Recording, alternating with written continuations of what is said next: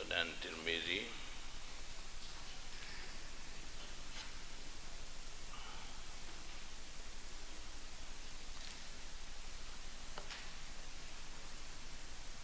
Babun fi fadlil ghusli yaumal jumu'ah.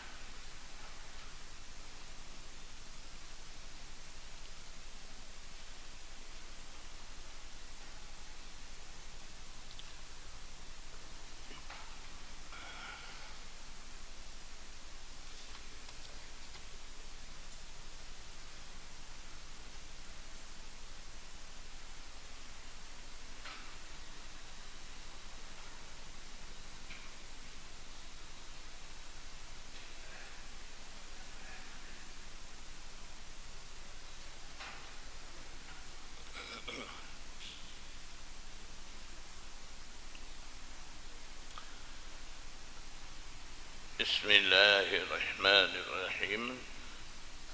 Babun fi fadlil ghusli yaumal jumu'ati.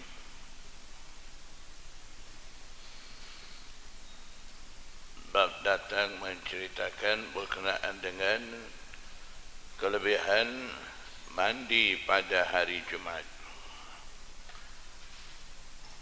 Haddatsana Mahmud bin Ghailan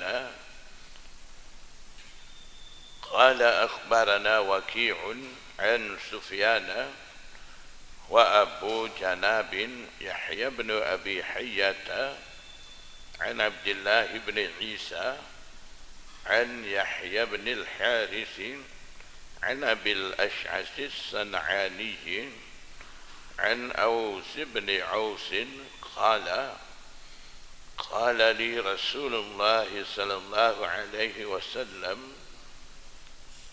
Riwayat daripada Aus bin Aus, dia kata Nabi sallallahu alaihi wasallam bersabda kepada saya, yaitu manil tasala yaumal jumu'ati, barang siapa mandi pada hari Jumat, wa ghassala, dan mandi. Jadi di sini ada dua istilah asal daripada ghusl. Satu ightasala, yang kedua ghassala.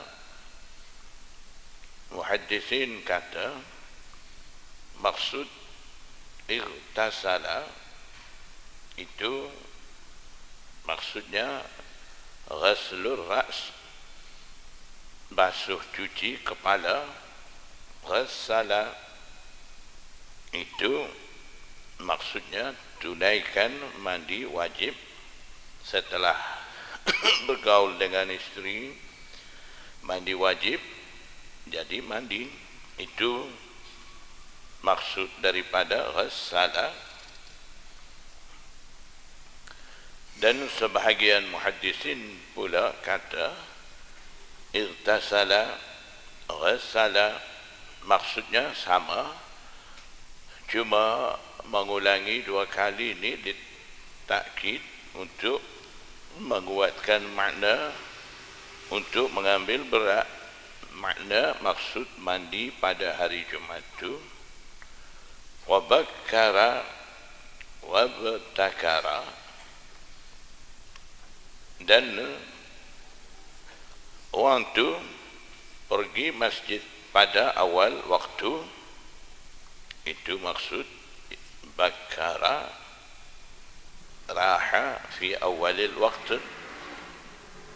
Wabtakara, dan dia sempat permulaan khutbah. Ibtakara ay adraka awalal khutbah. Wadana, dan dia menghampiri, mendampingi imam. Wastama'a, dan juga dia dengar baik-baik khutbah itu. Wa ansata, dan diam serta renungkan khutbah.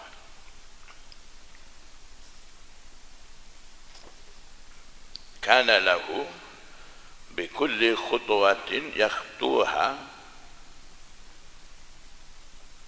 dia peroleh, orang yang cukup dengan sifat sani tadi, dia peroleh setiap satu langkah yang dia melangkahi, langkah tu dia peroleh pahala 1 tahun.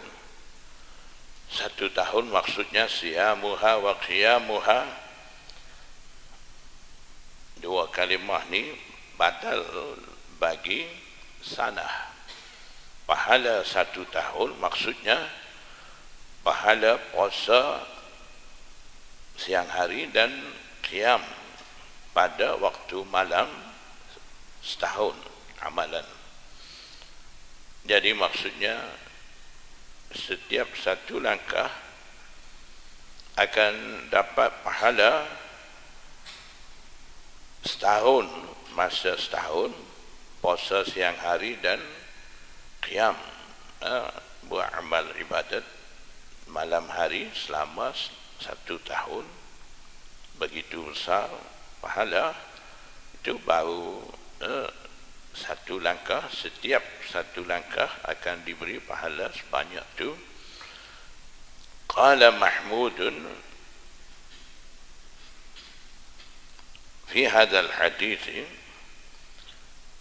Mahmud bin Ghailan Syekh Imam Tirmizi, dia kata berkenaan dengan hadis ni, qala Waki' ibn al-Jarrah, kata Waki' ibn al-Jarrah tu guru Imam Syafi'i, anak murid Imam Abu Hanifah. Ightasala huwa, dia tu sendiri mandi junub, wa ghassala imra'atahu, dan juga mandikan istrinya. Jadi dua istilah dalam hadis ightasala dengan ghassala ni. Ightasala maksudnya dia tu sendiri mandi junub, dan ghassala maksudnya disebabkan dia jima dengan istrinya sehingga istrinya juga menjadi wajib mandi. Itu maksud daripada ghassala imra'atahu, menjadikan wajib mandi junub bagi istrinya. Wa yurwa 'an Ibn al-Mubarak annahu qala fi hadzal hadits, dan diriwayatkan daripada Abdullah bin Mubarak bahawa dia kata dalam hadis ni, maksud ghassala dan ightasala, man ghassala wa ightasala, yakni ghassala ra'sahu wa ightasala. Maksud dalam hadis ni man ghassala wa ightasala ni maknanya man basuh, cuci kepalanya dan juga mandi junub. Jadi waktu hari Jumaat dia sendiri basuh, cuci kepala, bersihkan tubuh badan, mandi, kalau junub mandi junub. Kemudian dia pergi awal masjid dan sempat khutbah, daripada permulaan khutbah, dan dapat mendampingi dengan imam, maksudnya dapat duduk saf di hadapan dan dapat dengar dengan baik khutbah tu. Dia akan dapat pahala besar setiap satu langkah dia melangkahi pergi masjid untuk sembahyang Jumaat tu. Dia akan dapat pahala buat amal ibadat 1 tahun, amal ibadat pula siang hari puasa, malam hari qiyam, sepanjang hari penuh dalam ibadat. وفي الباب عن أبي بكر وعمران بن حسين وسلمان وأبي ذر وأبي سعيد وابن عمر وأبي أيوب. Semakna dengan hadis bab. Masih ada lagi hadis riwayat daripada Abu Bakar, Imran bin Husain, Salman Farsi, Abu Dhar dan lain-lain. Masih lagi banyak riwayat semakna dengan hadis bab tu. Qala Abu Isa, Imam Tirmizi kata hadis Aus bin Ausin hadisun hasanun, hadis yang dah baca tadi, hadis bab tu. Imam Tirmizi kata hadis tu hadis hasan. Wa Abul Ash'as As-San'ani yusmuhu, Abul Ash'as As-San'ani rawi riwayat hadis tu daripada Aus bin Aus dalam sanad hadis bab. Dia tu namanya ismuhu Syurahbil bin Adah. Jadi ini satu adat Imam Tirmizi, bila dia dah sebut rawi itu dengan gelaran, dia akan sebut balik nama dia supaya tidak silap orang. Babun fil wudu'i yaumal jumu'ati, bab datang berkenaan dengan wudu pada hari Jumaat. Maksudnya dia tidak mandi, hanya wudu saja.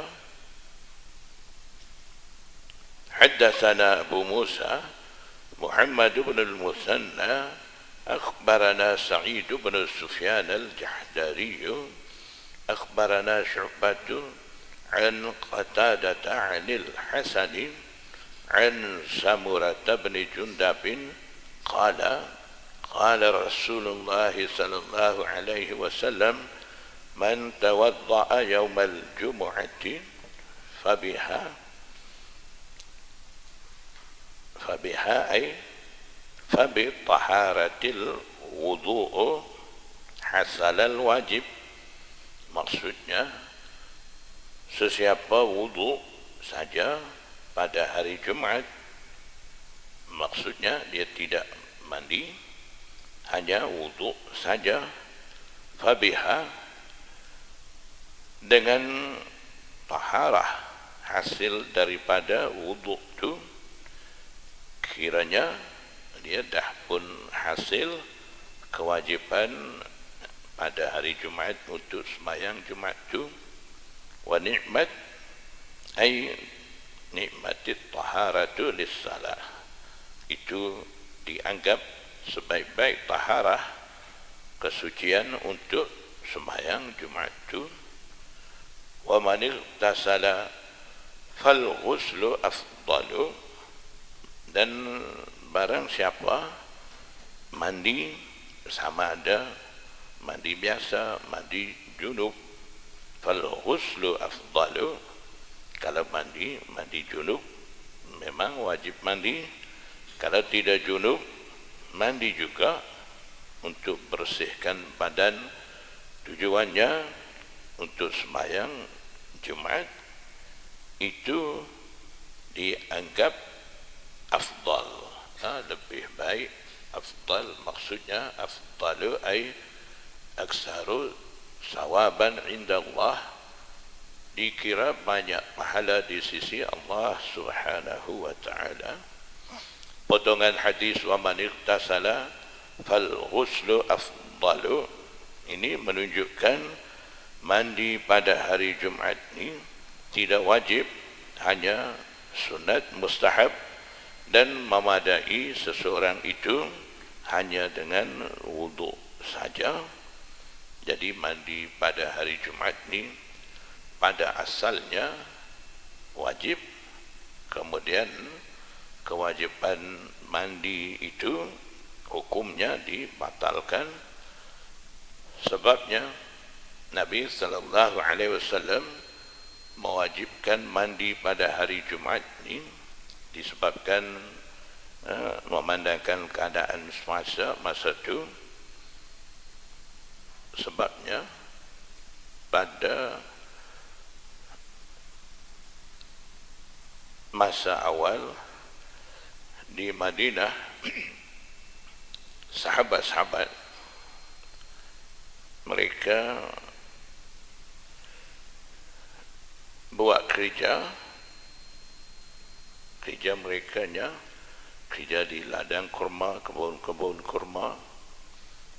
Ansar kebanyakan mereka memiliki kebun kurma.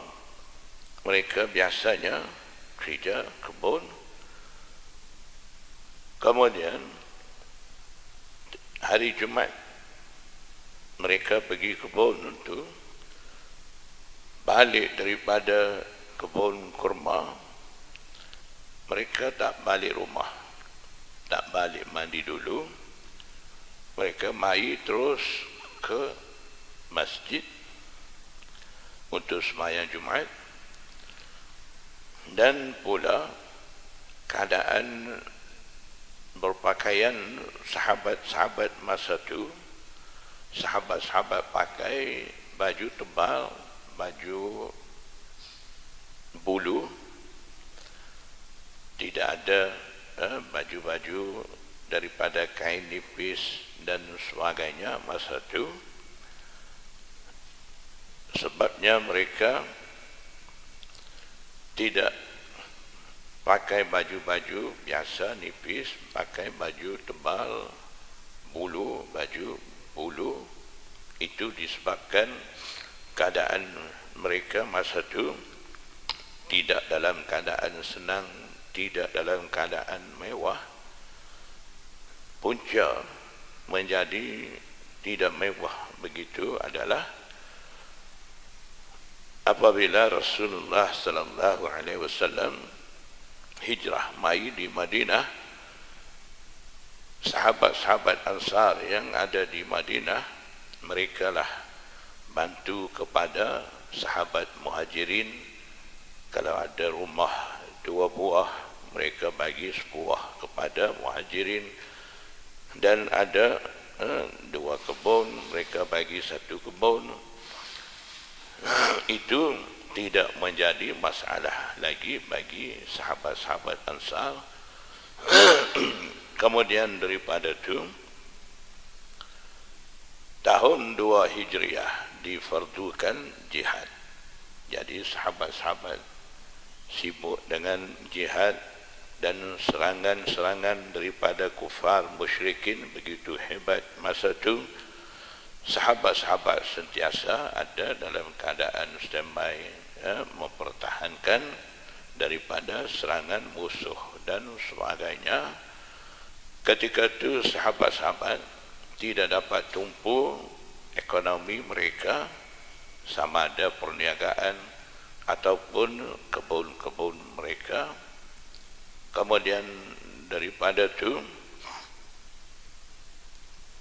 barulah mereka dapat peluang untuk menjaga baik kebun-kebun mereka ketika mana berlaku surat perdamaian di Hudaybiyah. Ketika itu Nabi sallallahu alaihi wasallam tahun Hijri 6 pergi dengan rombongan sahabat mau buat umrah, ditahan di Hudaybiyah. Dan kufar Mekah minta Nabi sallallahu alaihi wasallam datang tahun hadapan untuk buat umrah. Dan ketika itu buat satu perjanjian damai di antara kaum muslimin, di antara Rasulullah SAW dan kufar Mekah. Itulah dinamakan surat perjanjian Hudaybiyah. Ketika itu Nabi sallallahu alaihi wasallam menerima perjanjian-perjanjian diminta oleh kufar Mekah, walaupun pada zahirnya ditindas. Dan juga Sayyidina Umar sendiri tidak dapat menahan dengan berat sebelah surat perjanjian itu. Tapi Nabi sallallahu alaihi wasallam dia nampak kebaikan dan hikmah ada pada surat perjanjian perdamaian Hudaibiyah tu. Sebabnya Sayyidina Umar tidak dapat menahan berat sebelah dalam surat perjanjian tu. Contohnya, sekiranya orang kafir lari daripada Mekah sampai pergi Madinah, perjanjiannya kaum muslimin, sahabat Rasulullah SAW perlu hantar balik orang kafir tu ke Mekah. Kalaulah orang Islam, sahabat daripada Madinah lari sampai pergi ke Mekah, kufar Mekah kata tidak akan hantar balik ke Madinah. Jadi nampaknya berat sebelah. Kalau kufar Mekah lari mai di Madinah, kena hantar balik Mekah. Kalau sahabat sampai pergi Mekah, tidak akan hantar balik Madinah. Tapi di sebalik penerimaan Rasulullah SAW dengan perjanjian itu, ada hikmah di situ. Hikmahnya,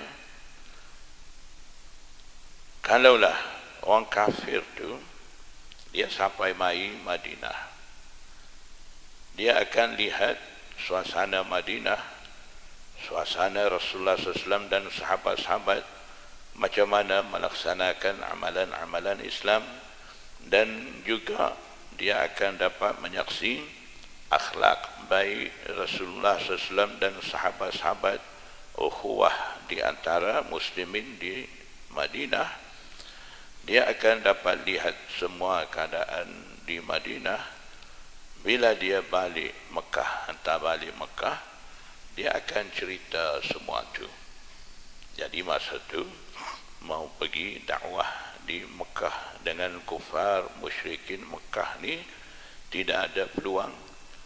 Kalaulah orang kafir tu balik cerita, itu seolah-olah dah sampaikan satu dakwah Islam kepada kufar Mekah.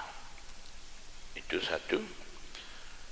Yang satu lagi, sahabat sampai pergi Mekah, kufar Mekah tidak akan hantar balik ke Madinah. Jadi tak apalah, sahabat itu duduklah di Mekah dengan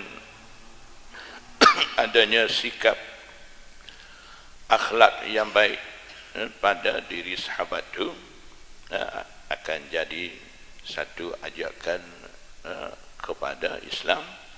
Itulah hikmah-hikmah yang Rasulullah SAW nampak, di mana sahabat-sahabat termasuk Sayyidina Umar sendiri tidak nampak masa itu.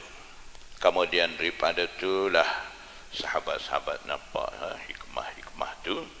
Dan setelah selesai surat perjanjian itulah turun ayat Inna fatahna laka fataham mubina, surat perjanjian, di mana dianggap berat sebelah, disebut daripada Allah Subhanahu wa taala, itu satu kejayaan yang besar. Dan juga setelah Nabi sallallahu alaihi wasallam menerima surat perdamaian perjanjian Hudaibiyah, pulang ke Madinah, kemudian Nabi sallallahu alaihi wasallam pertama sekali buat kerja sebelum sebar luaskan dakwah Islamiah tu. Nabi sallallahu alaihi wasallam halau keluar Yahudi daripada Madinah, suruh pindah ke Khaybar, dan yang mana ada harta benda bawa semua, dan rumah-rumah milik Yahudi juga jual, semua tu pindah ke Khaybar. Sebabnya bila mereka ada di Madinah, banyak gangguan kepada kaum muslimin dan tersekat banyak dakwah Islamiah. Jadi setelah Nabi sallallahu alaihi wasallam bersihkan Madinah dengan Yahudi itu. Kemudian Nabi sallallahu alaihi wasallam sebar luaskan dakwah Islamiah, dan lagi pun ketika itu tidak ada peperangan, dah ada perdamaian, dan senang keadaan bagi sahabat-sahabat. Dalam keadaan tenang mereka boleh laksanakan dakwah Islamiah masa itu. Dan ketika itulah turun ayat yadkhuluna fi dinillahi afwaja. Mereka orang kafir ramai-ramai masuk Islam.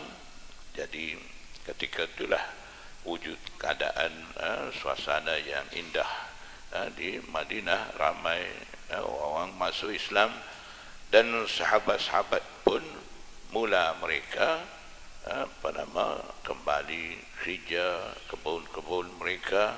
Dan ketika itu Nabi sallallahu alaihi wasallam sendiri pun menerima hadiah daripada raja-raja Rom dan Farsi dan sebagainya. Keadaan kaum muslimin berubah ke arah kesenangan ketika itu. Jadi maksudnya sebelum itu Nabi sallallahu alaihi wasallam dan sahabat-sahabat hidup dalam keadaan serba kekurangan, dalam keadaan susah. Ketika itu sahabat-sahabat buat kerja pun dalam keadaan mereka memakai baju tebal, baju bulu, kerja penat, kerja kebun, pakaian tebal, tubuh badan mereka berpeluh-peluh. Kemudian sahabat-sahabat tidak balik mandi dulu. Daripada tempat kerja itu mereka pergi terus ke Masjid Nabawi untuk sembahyang Jumat. Keadaan Masjid Nabawi pula masa itu bumbung rendah, masjid pula sempit, dan bumbung masjid dengan pelepah tamar, tiang masjid pula batang pokok kurma. Tengah hari, bila panas tengah hari, masuk cahaya tengah hari, matahari dalam masjid. Kalau hujan, masuk air hujan. Jadi tengah hari, waktu Jumat panas, dan orang pula ramai, penuh padat dalam Masjid Nabawi. Ada pula ramai tak mandi balik kerja, masuk Masjid Nabawi selalu. Nabi sallallahu alaihi wasallam ada satu ketika hari Jumat tu dapat hidup bau busuk badan daripada sahabat-sahabat yang tidak balik mandi itu. Nabi sallallahu alaihi wasallam tidak suka, dan masa itulah Nabi sallallahu alaihi wasallam wajibkan mandi pada hari Jumat itu. Kemudian daripada itu lama kelamaan sahabat-sahabat pun dah biasa mandi hari Jumat, dan dah pandai jaga datang Masjid Nabawi ini dalam keadaan mewangikan diri, tidak busuk badan, dah elok keadaan masa itu. Ketika itulah Nabi sallallahu alaihi wasallam bersabda hadis ni, man tawadda'a yaumal jumu'ati fabiha wa ni'mat wa man igtasala fal ghuslu afdal. Jadi sebelum wujud keadaan seperti ini, ketika itu Nabi sallallahu alaihi wasallam wajibkan mandi pada hari Jumat. Dan bila keadaan dah stabil semua, ketika itu Nabi sallallahu alaihi wasallam bersabda, sesiapa wudu saja pada hari Jumat, itu pun dah dapat taharah, kiranya baik. Kalau mandi itu lagi baik, lebih banyak pahala. Wa fil babi an Abi Hurairah wa Anas wa Aisyah qala Abu Isa hadithu Samurata hadithun hasanun وقد روى بعض أصحاب قتادة هذا الحديث عن قتادة عن الحسن عن سمرة ورواه بعضهم عن قتادة عن الحسن عن النبي صلى الله عليه وسلم مرسلا. Maksudnya sesetengah ashab Qatadah riwayat hadis ni daripada Qatadah riwayat daripada Hasan Basri, dia pula riwayat daripada Samurah bin Jundab. Itu satu cara. Satu lagi, warawahu ay rawah hadzal haditha, sebahagian sahabat ashab Qatadah, ba'duhum ay ba'du ashabi Qatadah, mereka riwayat juga hadis ni daripada Hasan, daripada Qatadah, daripada Hasan Basri, dan di situ tidak sebut Samurah bin Jundab, gugurkan sahabat yang ambil riwayat daripada Nabi sallallahu alaihi wasallam tu riwayat juga mursalan, secara mursal. Maksudnya sanad yang disebut yang kedua warawahu ba'duhum tu, di situ gugurkan sahabat daripada sanad tu, itu dinamakan mursal sahabi. Mursal sahabi diterima sama sekali di sisi muhaddisin, tidak menjadi masalah, sebab yang gugur tu adalah sahabat, bukan orang biasa. Dan kaidah di sisi muhaddisin, as-sahabatu kulluhum adul, sahabat semua dianggap adal, siqah, yang dipercayai, dan riwayat daripada mereka terima sama sekali, tidak ada apa-apa kritikan ataupun tidak ada kiraan sahabat ni siqah, sahabat tu tidak siqah dan sebagainya. Tidak ada seperti itu. Dan dalam kitab-kitab jarah ta'dil pun tidak dibincang tentang siqahnya ataupun tidak siqahnya dengan sahabat-sahabat itu. Jadi sebab itulah muhaddisin sepakat sebulat suara kata mursal sahabi diterima sama sekali.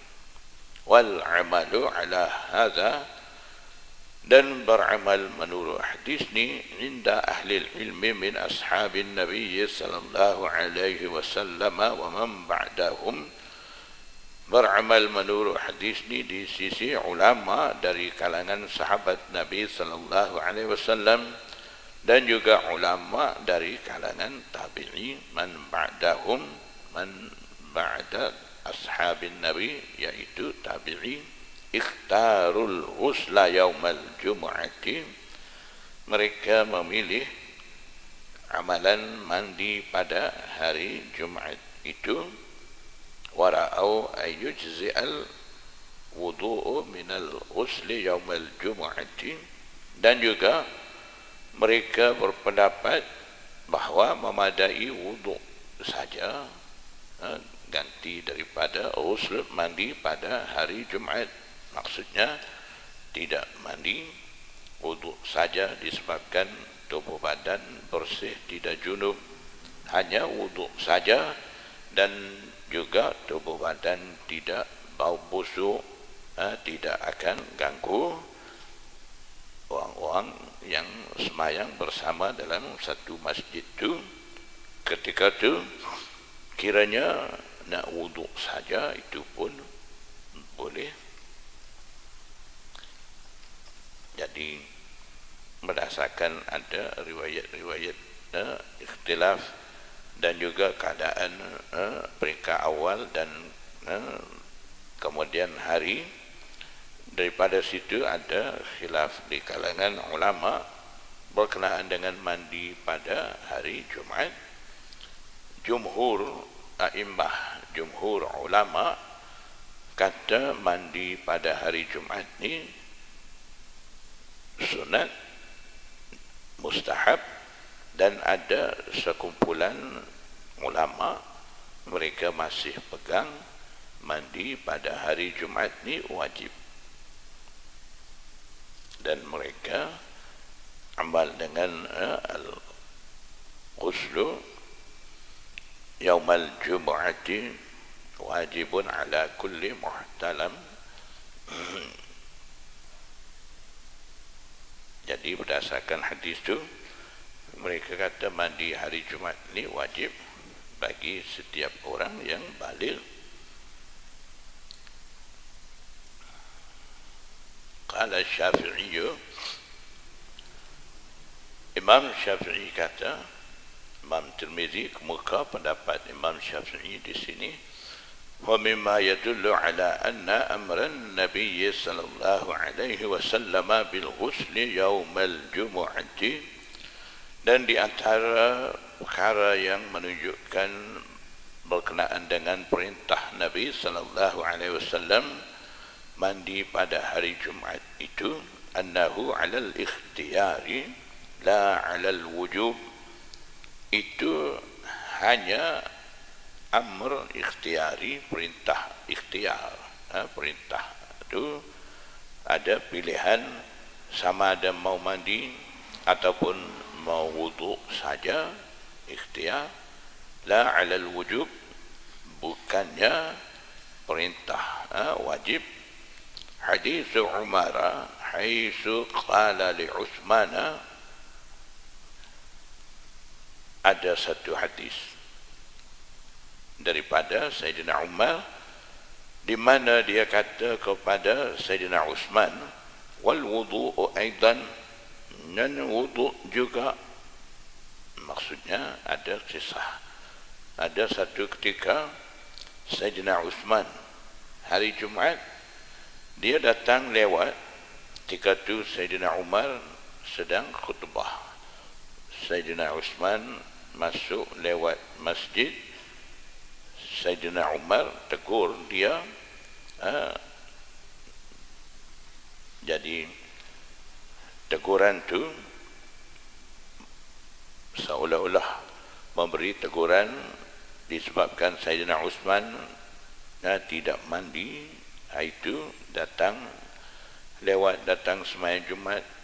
Jadi Sayyidina Utsman bagi tahu dia datang dah pun wudu. Ketika itu wal wudu'u aidan, wudu maksudnya wudu saja, tidak mandikah. Jadi seolah-olah Sayyidina Umar memberi tekanan supaya mandi juga pada hari Jumaat. Waqad alimta anna Rasulullah sallallahu alaihi wasallam amara bil ghusli yaumal jumu'ati. Ketika itu Sayyidina Umar kata kepada Sayyidina Utsman, sedangkan engkau dah tahu Rasulullah sallallahu alaihi wasallam perintah mandi pada hari Jumaat. Jadi kenapa tak mandi, wuduk saja mai nak sembahyang Jumaat ni?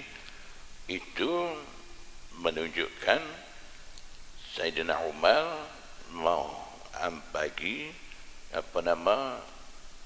sahabat-sahabat dan juga orang-orang masih ada masa itu supaya ambil berat tentang amalan mandi bersihkan badan pada hari Jumaat itu. Jadi itu biasa daripada sahabat-sahabat. Terkadang satu-satu amalan tu kiranya tidak mengapa kalau tidak buat pun, tapi mereka paksa ataupun tekan balik amalan tu supaya orang ramai ambil berat dan tidak mempermudah-mudahkan amalan-amalan tu. Walaupun tidak wajib, sahabat-sahabat suruh ambil berat dan suruh buat juga amalan-amalan tu. Jadi itu ijtihad daripada sahabat kemudian hari.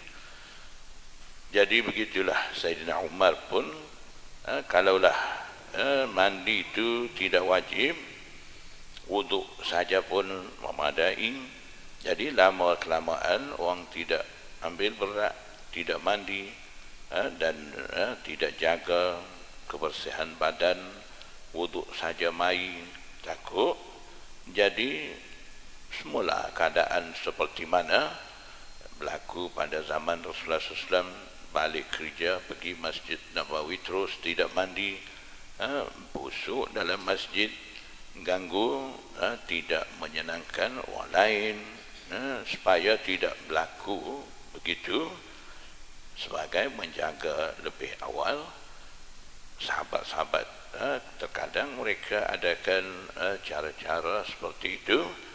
Jadi Sayyidina Umar juga begitu.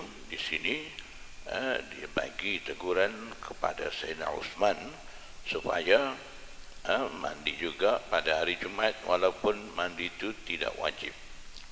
Kalau setaraf Sayyidina Uthman itu diberi teguran, apalagi orang lain bila dengar tu orang lain juga akan ambil berat. Falau alima anna amarahu 'ala al-wujubi la 'ala al-ikhtiyari lam yatruk Umaru Uthmana hatta yaruddahu wa yaqula lahu irji' faqtasil.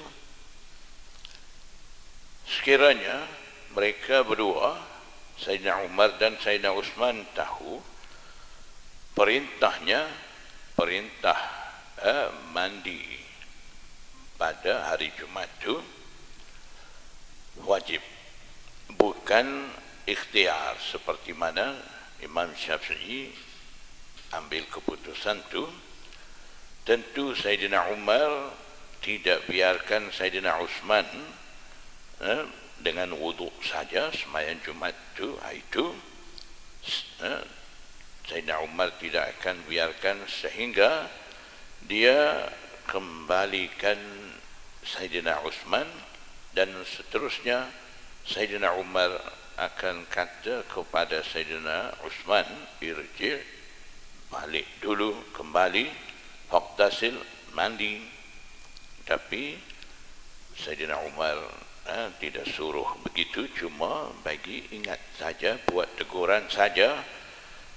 Walamma khafiya ala Uthmana dhalika ma'a ilmihi, dan manakala perkara itu juga tersembunyi di atas Sayyidina Uthman,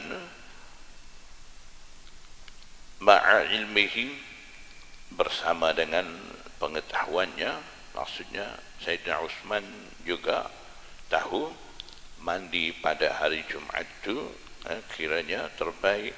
Walaupun begitu, dia pun datang hadir dengan wuduk saja. Jadi itu semua menunjukkan mandi pada hari Jumat ni ikhtiar, tidak wujub. Jadi kemuka kisah ni itu sebagai dalil bagi Imam Syafi'i yang memilih mandi hari Jumat ni alal ikhtiyar la alal wujub tu. Walakin dalla fi hadzal hadits anna al-ghusl yawm al-jum'ati fihi fadlun min ghairi wujubin yajibu 'ala al-mar'i kadzalika. Dan akan tetapi dalam hadis ni ada menunjukkan bahawa mandi pada hari Jumat itu adalah fadlun, ada kelebihan yang tidak menjadi wajib. Wajib yang mana menjadi wajib, mengerjakan itu wajib ke atas orang, tidak wajib yang mewajibkan mengerjakan kewajiban itu ke atas seseorang, tidak wajib begitu. Maksudnya hanya mandi hari Jumat ni difahamkan daripada itu adalah hanya fadl, mempunyai kelebihan afdal, dan mandi itu kiranya tidak wajib. Haddatsana Hannadun akhbarana Abu Muawiyah 'anil A'mash an Abi Salih an Abi Hurairah qala qala Rasulullah sallallahu alaihi wasallam man tawadda'a fa ahsana al-wudu'a. Riwayat daripada Abi Hurairah, Nabi sallallahu alaihi wasallam bersabda, sesiapa wudu kemudian dia mengelokkan wudu, elokkan wudu maksudnya tunaikan, menunaikan amalan wudu dengan sempurna, amalan sunan mustahab, dan basuh cuci anggota-anggota wudu tidak kurang daripada 3 kali, dan juga mulakan dengan tangan kanan, dan tidak meninggalkan amalan wudu yang masyhur, amalan-amalan sunnah semuanya sempurnakan. Itu maksud ahsanal wudu.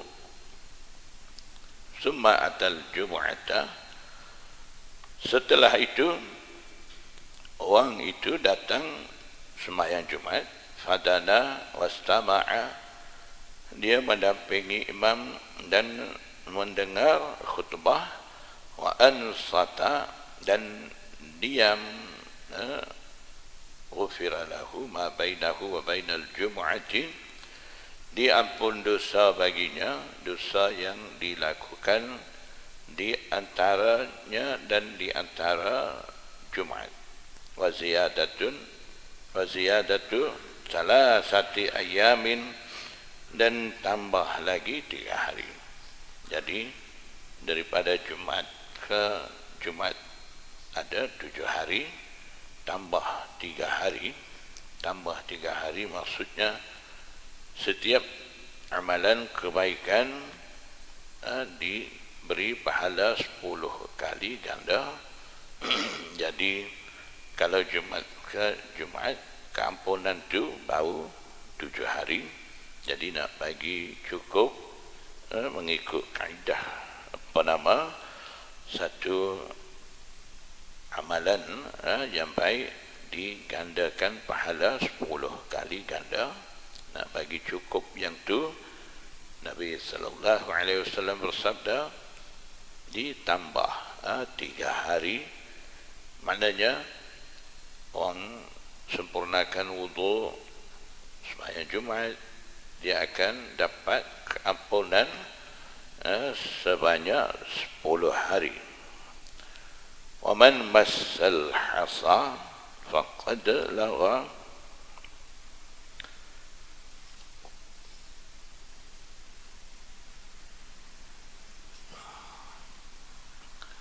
dan sesiapa menyentuh batu kecil, maksudnya sambil-sambil dengar khutbah, dia tidak diam. Dalam hadis tadi ada sebut ansata, diam, dia perhati dengar khutbah, tapi dia tidak diam, sentuh batu kecil, tangan tidak diam, duk gerak-gerak, duk main gerak dengan batu kecil. Faqad lagha, maka dia melakukan perbuatan sia-sia, tidak guna. Maksudnya itu pun tidak mau. Seboleh-bolehnya diam, memberi tumpuan sepenuh dengar khutbah.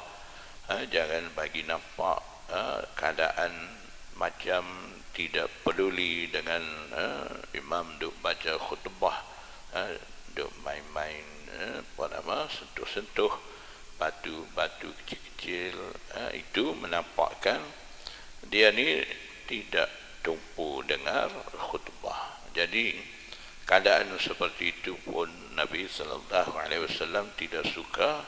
Jadi seboleh-bolehnya diam dan dengar baik-baik khutbah itu. Qala Abu Isa hadza haditsun hasanun sahihun Babu ma jaa fit tabkiri ilal jum'atin. Bab ini datang menceritakan berkenaan dengan tabkir, datang awal kepada Jumaat. Tabkir maksudnya datang untuk sembahyang Jumaat pada awal waktu. Haddatsana Ishaq bin Musa al-Ansari akhbarana Ma'nun akhbarana Malik an Sumayy an Abi Salih an Abi Hurairah anna Rasulullah sallallahu alaihi wasallam qala man ightasala yawm al-jum'ati ghuslal janabati. Ghuslal janabah ay ghuslan ka ghuslil janabah. Riwayat Abu Hurairah, Nabi sallallahu alaihi wasallam bersabda, sesiapa mandi pada hari Jumaat, mandi seolah-olah mandi junub. Maksudnya mandi junub ni sampaikan air kepada seluruh badan, tidak tinggal satu tempat pun. Jadi maksudnya sempurnakan mandi itu seolah-olah mandi junub. Summa raha, kemudian dia pergi ke masjid.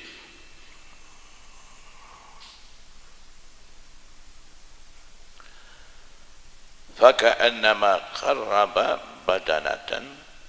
Qarraba ay tasaddaqa, seolah-olah dia tu bersedekah badanah seekor unta.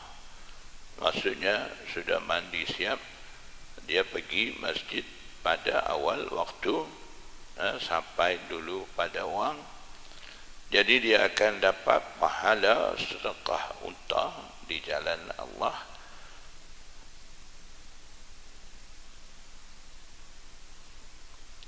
Wa man raha fi sa'ati tsaniyati, dan sesiapa pergi pada saat yang kedua, faka'annama qarraba baqaratan, seolah-olah dia tu sedekah seekor lembu.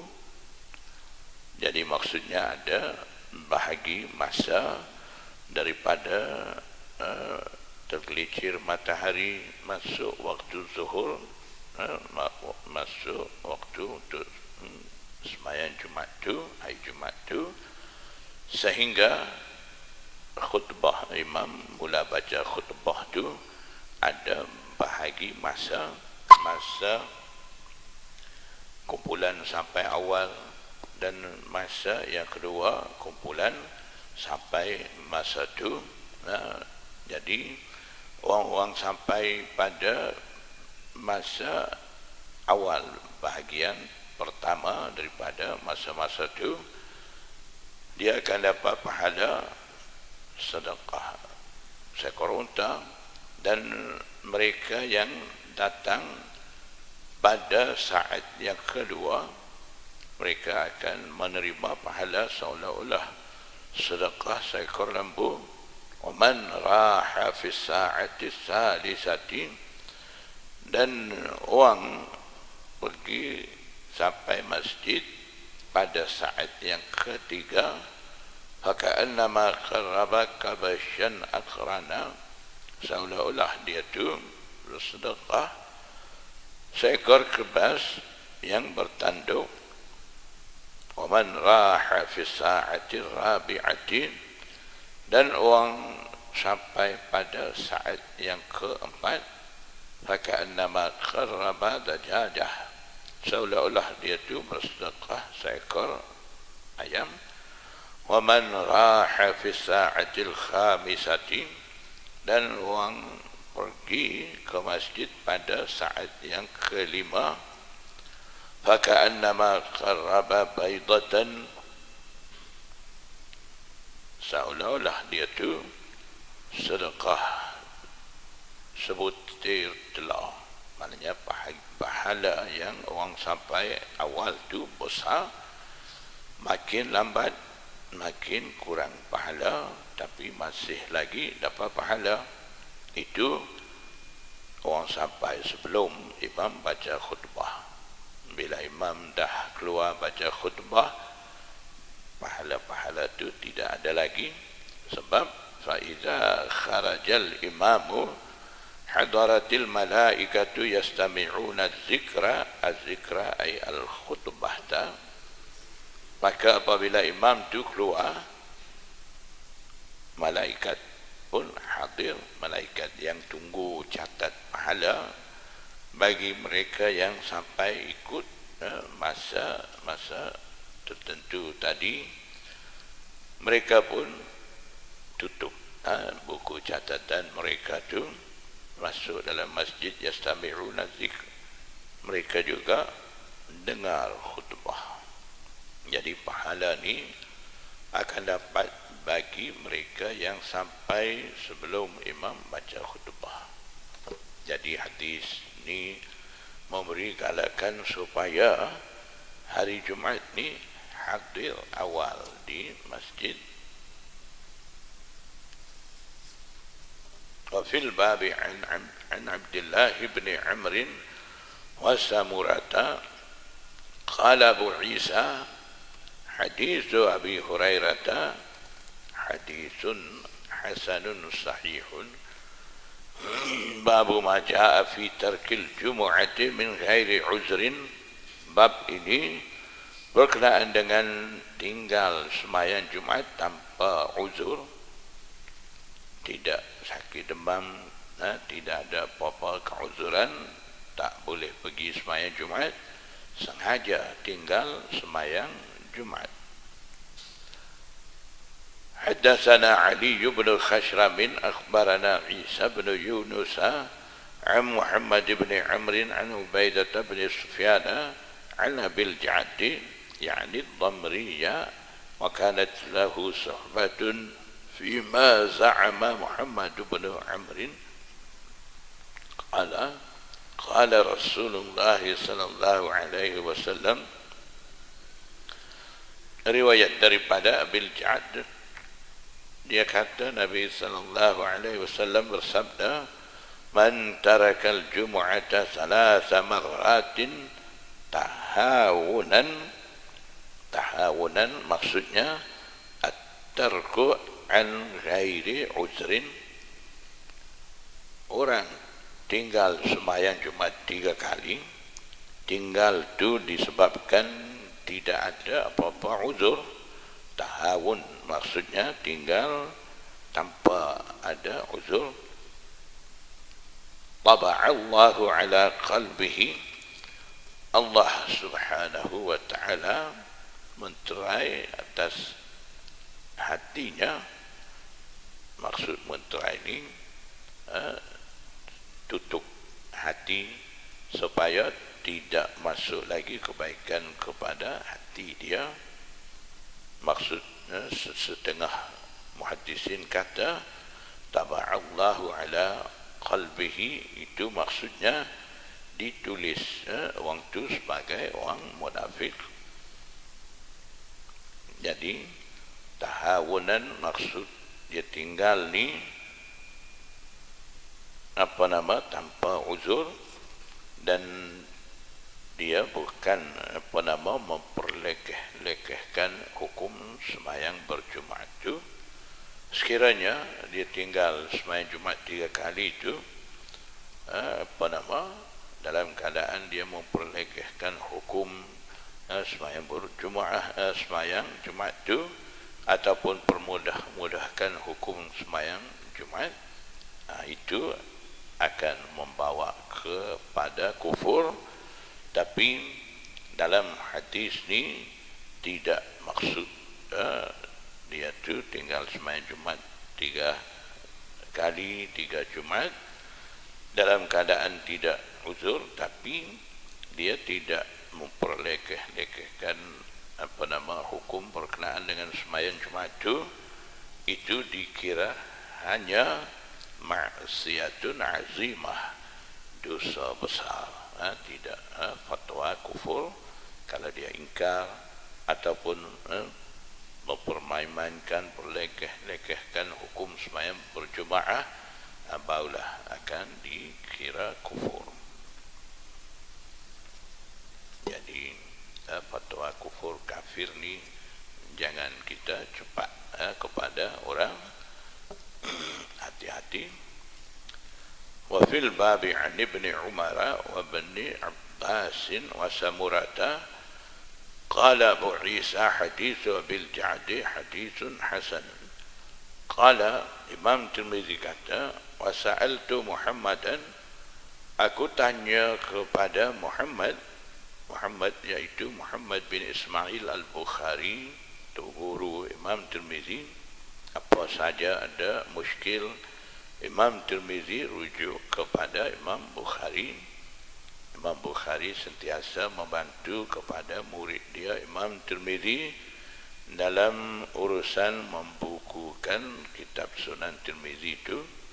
Jadi Imam Tirmizi tanya kepada guru dia Imam Bukhari an ismi Abil Ja'd ad-Damri, berkenaan dengan nama Abul Ja'd itu.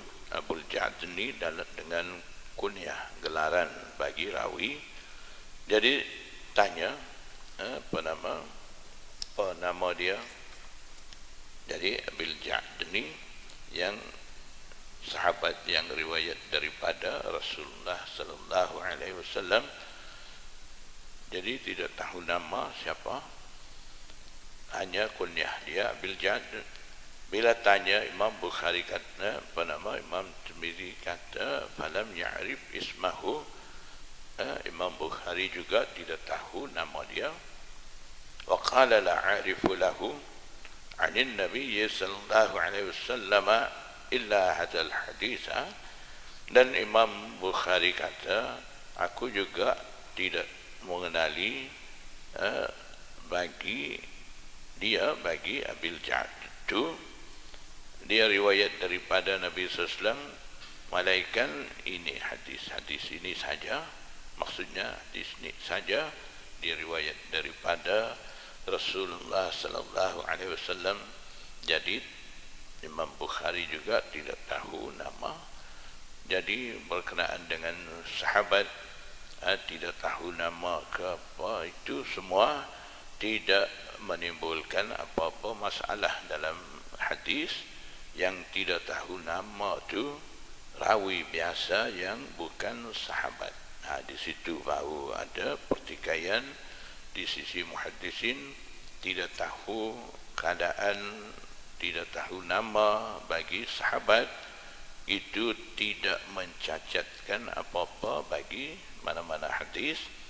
Yang jadi masalahnya rawi majhul, itu yang tidak tahu nama dalam sanad, rawi biasa yang bukan sahabat. Di situ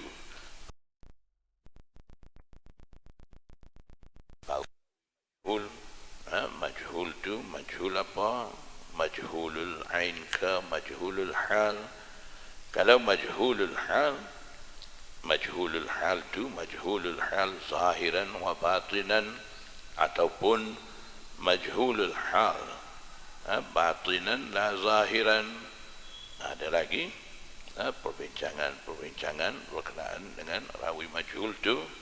Kemudian ada lagi perbincangan daripada muhaddisin, rawi jenis majhul yang mana satu kiranya muhaddisin boleh terima, yang mana ditolak. Itu juga ada perbahasan. Tapi walaupun begitu, ada kajian perbahasan halusi daripada sahabat-sahabat berkenaan dengan rawi majhul. Tapi itu kajian bagi mereka selain daripada sahabat. Kalau sahabat tidak masuk dalam bab tu, tidak dianggap apa-apa masalah. Jadi Imam Bukhari sendiri pun kata dia pun tidak tahu nama. Qala Abu Isa wala na'rifu hadzal haditha illa min hadits Muhammad ibn Amr